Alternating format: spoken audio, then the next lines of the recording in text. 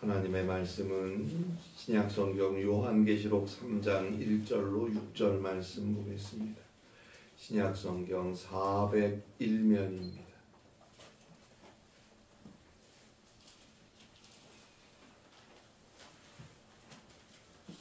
신약성경 401페이지입니다. 요한계시록 3장 1절로 6절입니다.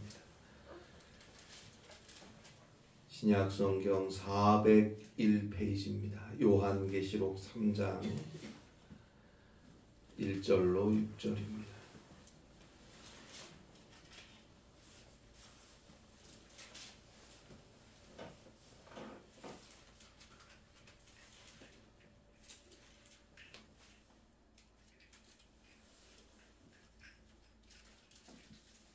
요한계시록 3장 1절로 6절 말씀입니다. 신약성경 401페이지입니다. 요한계시록 3장 1절로 6절 말씀, 우리 함께 한 목소리로 봉독하겠습니다. 요한계시록 3장 1절로 6절입니다. 함께 읽겠습니다. 사대 교회의 사제에게 편지하라. 하나님의 일곱 영과 일곱 뼈를 가지신 이가 이르시되 내가 내 행위를 아노니 내가 살았다 하는 이름은 가졌으나 죽은 자로다. 너는 일깨어 그 남은 바 죽게 된 것을 굳건하게 하라. 내 하나님 앞에 내 행위의 온전한 것을 찾지 못하였노니 그러므로 내가 어떻게 받았으며 어떻게 들었는지 생각하고 지켜 회개하라. 만일 일깨지 아니하면 내가 도둑같이 이르리니 어느 때에 내게 이르는지 내가 알지 못하리라.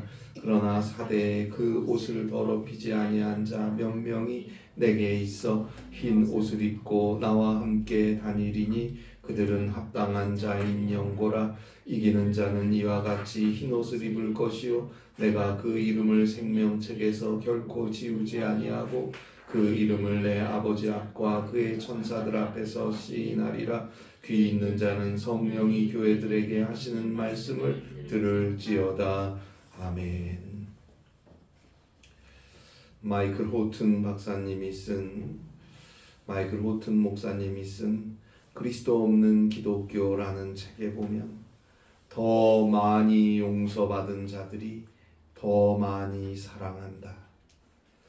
우리는 그리스도와 그리스도가 베푸시는 온갖 선물들의 수혜자일 때만이 하나님의 새로운 창조의 일부가 된다 라는 내용이 있습니다. 더 많이 용서받은 자들이 더 많이 사랑한다. 사랑은 아무나 하겠습니까? 나누는 일은 아무나 하겠습니까?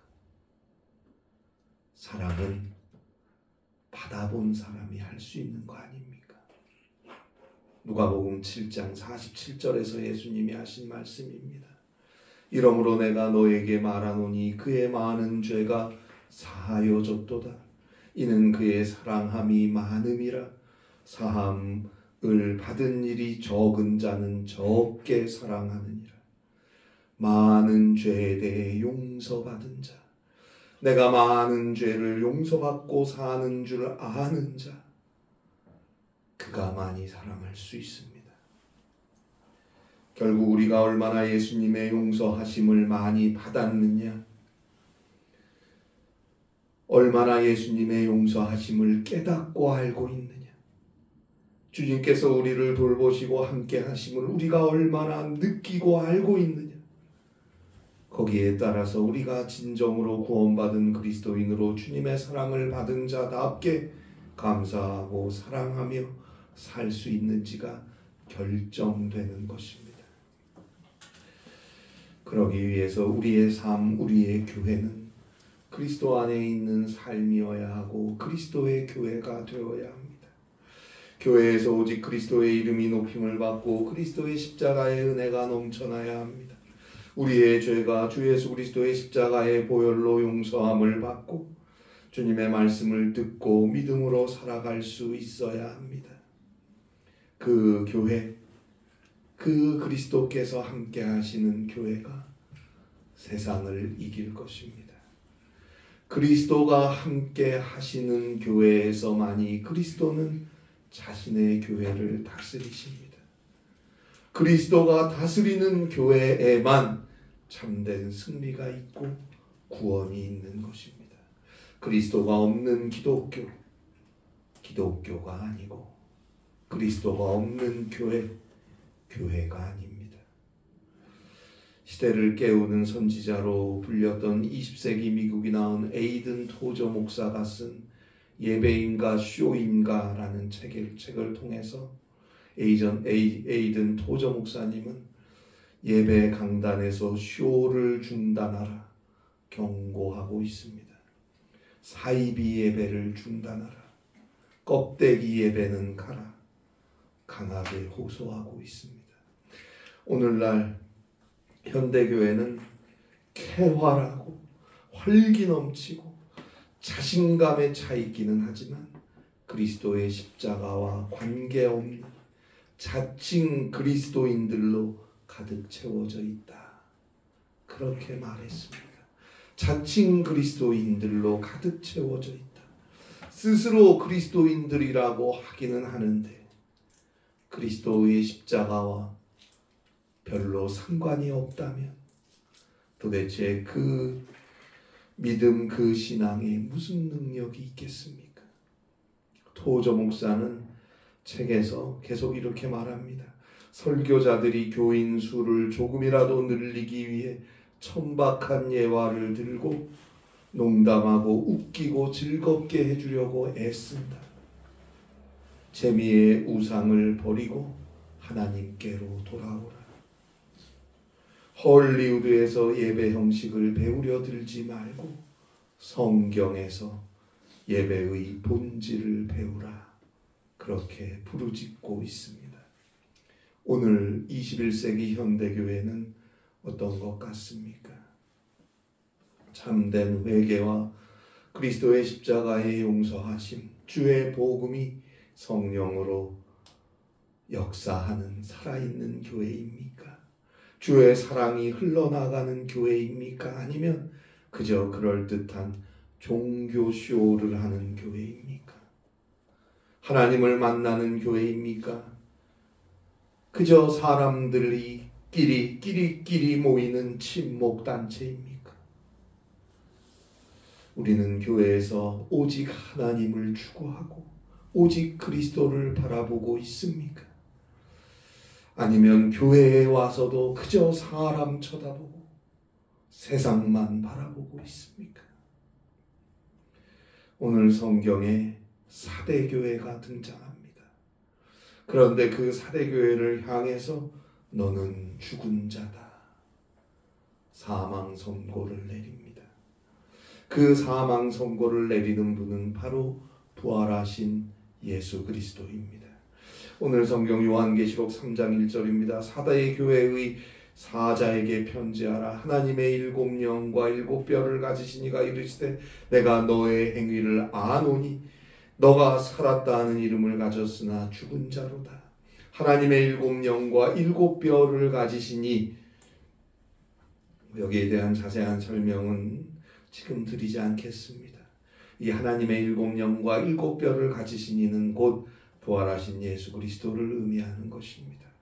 바로 그분이 사대교회를 향하여 내가 너의 행위를 아노니 너가 살았다 하는 이름을 가졌으나 죽은 자로다. 산송장이나 마찬가지다. 질책하고 계십니다. 정말 죽어서 죽었다고 하는 게 아니고 살아는 있는데 죽은 자와 별 다를 것이 없다 라는 말입니다. 왜요? 아무 능력이 없으니까. 죽은 자는 말이 없어요. 죽은 자는 할 수 있는 게 없어요. 너희도 아무 능력이 없다. 디모데후서 3장 5절입니다. 경건의 모양은 있으나 경건의 능력은 부인하니 이 같은 자들에게서 너가 돌아서라. 경건의 모양은 있으나 경건의 능력은 부인하는 바로 그런 교회입니다. 지나치게 형식적이고 그저 습관적인 교회일 뿐, 진정한 회개, 진정한 예배, 하나님을 향한 뜨거운 감사, 그리스도의 사랑과 주의 복음을 향한 진실한 간절함이 없는 교회예요. 그러한 교회를 향해 부활의 주님은 깨어있으라, 일깨어 있으라 말씀하십니다. 오늘 성경 요한계시록 3장 2절입니다. 너는 일깨어 그 남은 바 죽게 된 것을 굳건하게 하라. 일깨어.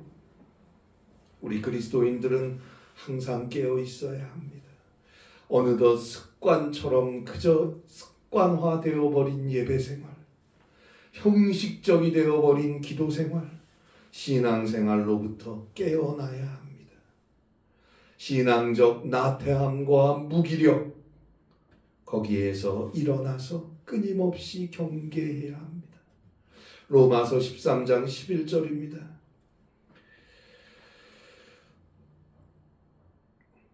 너희가 이 시기를 알지어다. 자다가 깰 때가 벌써 되었다.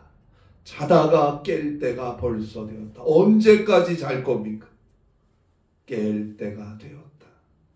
고린도전서 16장 13절입니다. 깨어 믿음에 굳게 서서 남자답게 강건하라. 깨어 있어야 합니다. 늘 믿음으로 자신을 돌아보고 죄와 나태함과 욕망을 경계해야 합니다. 이런 말이 있어요. 영원한 경계심은 자유의 대가이다. 영원한 경계심은 자유의 대가이다. 끊임없이 경계하며 사는 자에게 자유라는 건 유지된다는 뜻이에요. 자유하기를 원한다면 막 살아서 되는 게 아니고 더 경계해야 한다는 뜻이에요. 자유하며 살고 싶거든 조심하고 경계하며 살아야지요. 건강하고 싶거든 조심해야죠. 막 살면서 건강하길 바랍니까? 내가 정말 자유를 누리고 싶거든 늘 경계하며 살아야 한다. 안 그러면 우리의 자유는 어느새 빼앗기고 말 것입니다. 죄의, 잘못의 유혹과 정욕과 욕심, 잘못된 사상, 거기에 경계심을 잃고 빠지기 시작하면 그 대가는 자유의 상실이라는 것을 우리는 알고 있지 않습니까? 저는 이 말에 한마디 보태보고 싶습니다. 영원한 경계심이야말로 구원의 대가입니다. 영원한 경계심은 구원의 대가이다. 구원받은 자라면 경계하며 살아야지. 끝없이 경계하고 절제하며 살아야 합니다. 베드로전서 5장 8절에 나오듯이 악마의 관계를 조심해야 하고 마태복음 26장 41절에서 예수님께서 말씀하셨듯이 시험과 유혹에 들고 빠지지 않게 늘 깨어 기도해야 합니다. 사도행전 20장 17절부터 보면 바울이 에베소 장로들에게 작별 설교를 하는 장면이 나오죠. 그 설교 중에 사도행전 20장 29절로 31절에 보니까 우리 그리스도인들은 잘못된 교훈과 거짓 선생들 이단에 대해서 경계해야 한다 설교하고 있습니다. 사나운 이리가 와서 자기를 따르게 하려고 어그러진 말을 할 텐데 일깨어 있으라 말하고 있습니다. 그리고 우리 그리스도인들은 항상 끊임없이 예수 그리스도를 대망하고 있어야 합니다. 주님을 바라보고 있는 거예요. 그래서 늘 기도하고 주의 이름을 부르고 간구하고 찬송합니다. 그런데 우리가 일깨어 있어야 하는 또 다른 중요한 이유는 예수님께서 나에게 우리에게 기대하고 계시다는 사실 때문입니다. 잘 보세요. 오늘 성경 계시록 3장 20절 마지막에 보면 이런 말씀이 나오죠. 내 하나님 앞에 너의 행위의 온전한 것을 찾지 못하였다. 부활하신 예수님께서 말씀하시지 않습니까? 나의 하나님 앞에서 예수님이 말씀하는 거예요. 나의 하나님 앞에서 너의 행위가 온전한 것을 찾지 못했다. 예수님께서 우리에게 기대하고 계시는 게 있는데 아무리 찾아도 우리의 행위에서 찾을 수가 없다. 이 말씀을 깊이 들어야 합니다. 우리는 그리스도에게서, 하나님에게서 받을 것만 생각합니다. 주의 권능과 도움과 위로와 주의 지혜와 주의 보호와 보조만을 얻기만을 원하고 있습니다. 그러나 우리 주님께서도 우리에게 주님을 향한 사랑과 충성과 감사와 봉사를 원하고 찾고 계시다는 걸 절대로 잊어서는 안 됩니다. 그런데 주님은 우리가 할 수 있는 봉사와 사랑을 찾고 계시는데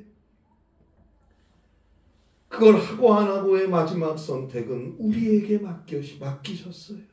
사랑하시니까 강제로 하지 않아요. 우리의 의사와 의지와 생각을 존중해 주십니다. 인격적으로 우리를 사랑하시니까요. 여러분, 운명과 숙명의 차이를 아시는지요? 운명이라는 건 우리가 반드시 행해야 하는 것이고, 숙명은 우리가 무엇을 하게끔 우리에게 기대되어 있는 것을 말하는 것입니다. 그러니까 운명이라는 건 무조건 해야 하는 내 의지, 내 능력, 내 상황과는 전혀 상관없이 내가 할 수밖에 없는 걸 운명이라고 하는 거고, 숙명이라는 것은 내가 그렇게 하기를, 우리가 그렇게 했으면 참 좋겠다고 우리에게 기대되어 있는 것이다 라는 말입니다. 그리스도인들은 불가피한 운명 믿지 않습니다. 죄로 인해 죽을 수밖에 없는 운명까지도 하나님께서 그런 운명을 짊어진 우리를 이처럼 사랑하셔서 자신의 하나뿐인 독자 예수 그리스도를 우리의 죄를 대신하여 참혹한 십자가에 내어주시기까지 우리의 죄를 용서하시고 우리에게 영원한 생명을 허락해 주시지 않았습니까? 더 이상 그리스도 안에 있는 우리가 어찌할 수 없는 운명이라는 것은 없어요. 그러나 그리스도인에게 숙명은 있습니다. 우리가 스스로 받아들이거나 거절할 수 있는 숙명이 있어요. 예수님께서는 우리 모두 각각에게 무언가를 기대하고 계십니다. 그것을 하고 안 하고는 우리의 몫입니다. 우리의 숙명입니다. 자기 자신을 통째로 다 내어주셔서 우리를 용서하시고 우리를 사랑하시고 우리를 구원하신 예수님이시만 그 예수님의 기대에 부응하며 살 것인가는 나에게 달린 거예요. 그러니 깨어있지 않으면 늘 기도하고 주를 바라보고 주의 말씀에 귀 기울이지 않으면 그리스도께서 기대하시는 일들을 알지도 못하고 알아도 하나둘 놓쳐버리고 지나치고 그렇게 살다가 말 것입니다. 하나님 앞에 너의 행위에 온전한 것을 찾지 못하였다. 그래서 3절의 말씀을 하고 있죠. 너가 어떻게 받았으며 어떻게 들었는지 생각하고 지켜라. 그리고 회개하라. 너가 어떻게 받았으며 어떻게 들었는지 생각하고 지켜. 이 말씀은 현재형으로 쓰였어요. 기억하기를 계속하라는 거예요. 매일 기억하라는 거예요.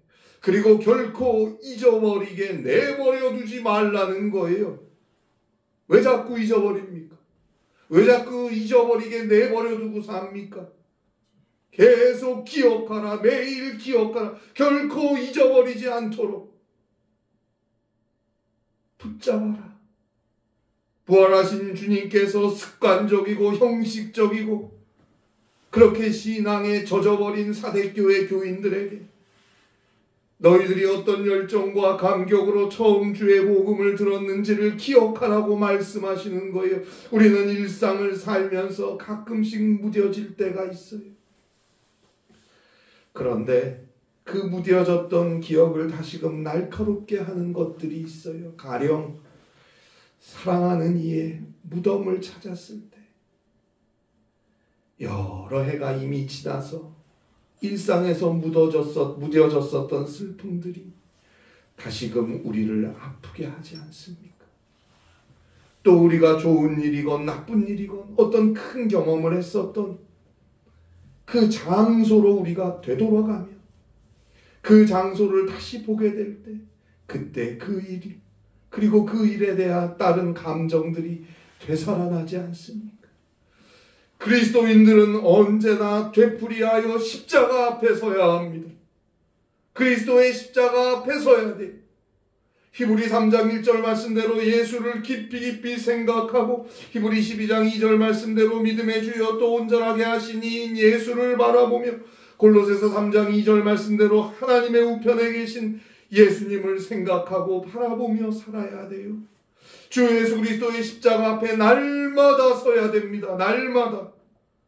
하나님께서 이 죄 많은 죽을 수밖에 없는 죄인인 나를, 우리를 위해 무슨 일을 어디까지 하셨는지를 우리는 십자가 앞에 날마다 서서 기억해야 합니다.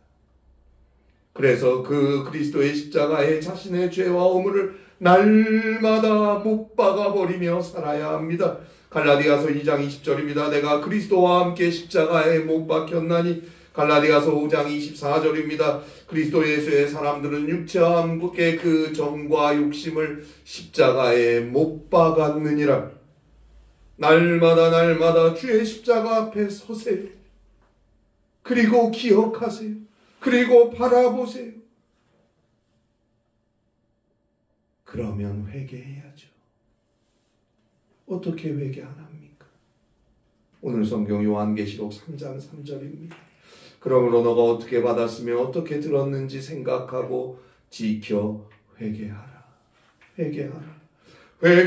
메타노이에 돌이켜 회개해야 합니다. 십자가 앞에서 진실하게 회개해야 합니다. 잘못된 것을 버리고 주님 안에서 새로운 길을 가겠노라 마음을 먹어야 합니다. 그리고 이제 외과 의사가 암덩어리를 잘라내듯이 잘못과 죄, 습관과 해묵은 지식과 허물들을 잘라내기 위해서 굳게 마음 먹어야 돼요. 다짐해야 돼요. 그래서 이제 그리스도에게서 멀리 나아갔던 걸음을 180도 휙 돌려서 그리스도에게로 걸어가고자 해야 합니다. 우물쭈물하지 마세요. 망설이지 마세요. 이것이 가장 시급한 생명의 일임을 잊지 마세요. 그래서 복음이 명하시는 그 길로 그 일들을 걷고 행할 것입니다. 하나님께서 우리에게 원하시는, 기대하시는 삶을 믿음으로 살아가는 것입니다. 매일매일 순간순간 그렇게 가는 거예요. 발작적 기독교라는 말이 있습니다. 제가 한 말이 아니고 발작적 기독교라는 말이 꽤 유명한 말이 있어요. 이 발작적 기독교, 이게 무슨 말인가 하면, 현대에 너무 많은 사람들이 하루는 그리스도인으로 살고 다음 날에는 예수 믿지 않는 사람으로 산다는 뜻입니다. 너무 많은 사람들이 어느 순간에는 가장 믿음도 좋고 그리스도의 사랑도 많은 행동을 하다가 또 다른 어느 순간에는 가장 이기적이고 탐욕적이고 비열한 그런 행동을 한다는 거예요. 순간순간 발작하듯이 신앙의 길을 가는 이들이 오늘날 너무 많아요. 너무 많아요. 주의 말씀은 지속적으로 꾸준하게 계속해서 지켜가야 하는 것입니다. 그것이 일 깬다는 오늘 성경에서 우리에게 주시는 부활하신 주님의 말씀입니다. 그가 그리스도와 동행하는 자이고 그는 그리스도의 재림 때에도 조금도 불이익을 받지 않을 것입니다. 안 그러면 오늘 성경 요한계시록 3장 3절 마지막 부분에 보듯이 나도 모르는 사이에, 궁극적으로는 주님의 재림을 뜻하는 것이지만 이거는 나도 모르는 사이에 더 이상 내가 어찌할 수 없는 시간을 맞이하게 될 것이다. 개인적으로 그러니 일깨어 있어라. 이 주님의 말씀을 꼭 명심하실 수 있기를 바랍니다. 위대한 종교개혁자 마틴 루터의 그 유명한 95개조 반박문 제1조에 보면 우리들의 주님이시며 선생이신 예수 그리스도께서 회개하라고 말씀하셨을 때 그는 신자들의 전생애가 참회가 되어야 한다고 말씀하신 것이다 라는 선언이 나옵니다.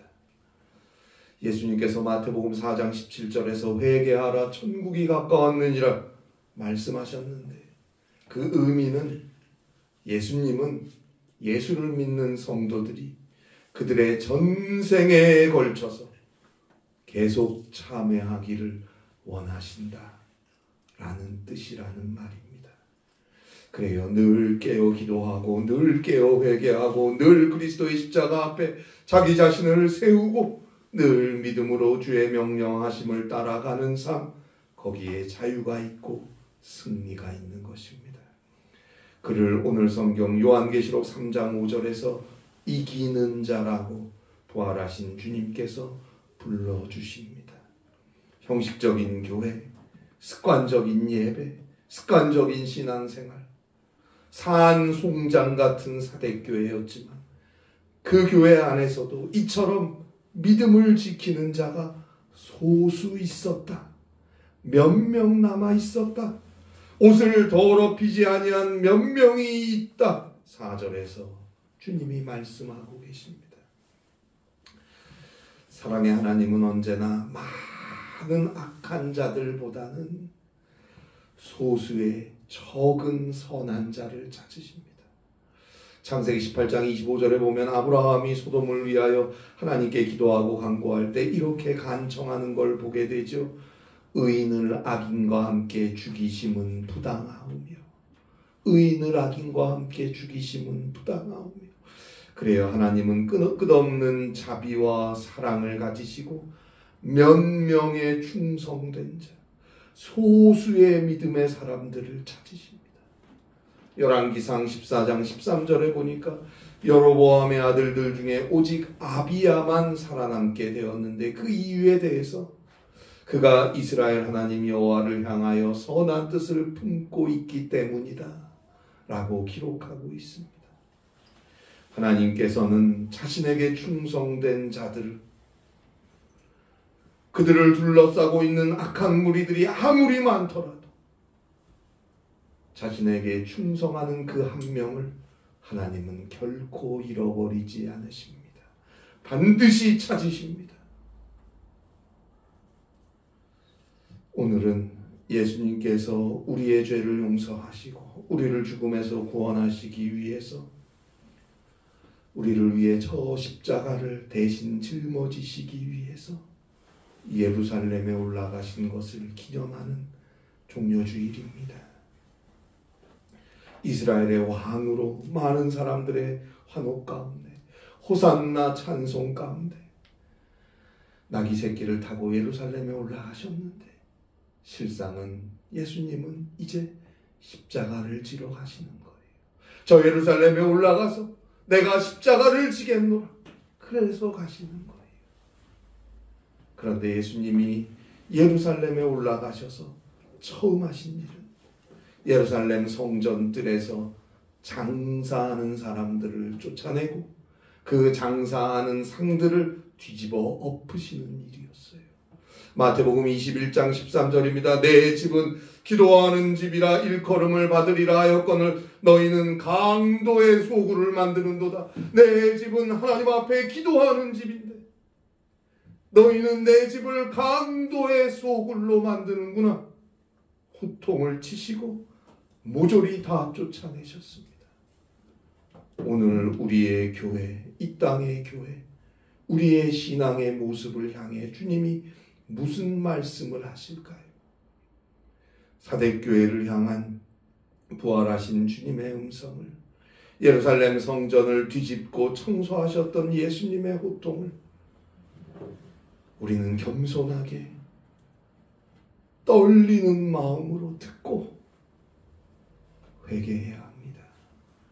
그리고 늘 믿음으로 일깨어 사는 것입니다. 주님께서 그를 이기는 자로 불러주시고 그에게 오늘 성경 요한계시록 3장 5절에 보는 대로 흰옷을 입혀주십니다. 흰옷 상급과 승리를 보장해 주십니다. 그리고 그 이름을 생명책에서 결코 지우지 않습니다. 그를 구원해 주십니다. 하나님 앞에서, 천자들 앞에서, 그리고 사람 앞에서 그를 사랑하는 내 딸이요, 사랑하는 내 아들로 시인하고 인정해 주십니다. 참된 승리는 바로 그의 것입니다. 듣고 안 듣고 우리 자신에게 달린 거예요. 귀 있는 자는 성령이 교회들에게 하시는 말씀을 들을지어다. 기도하시겠습니다. 하나님 아버지, 고난당하신 주님을 바라보며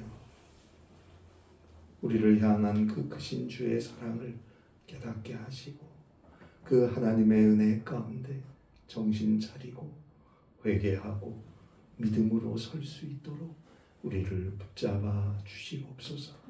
이기는 자 되게 하여 주시옵소서. 주님과 함께하는 삶 살게 하여 주시옵소서.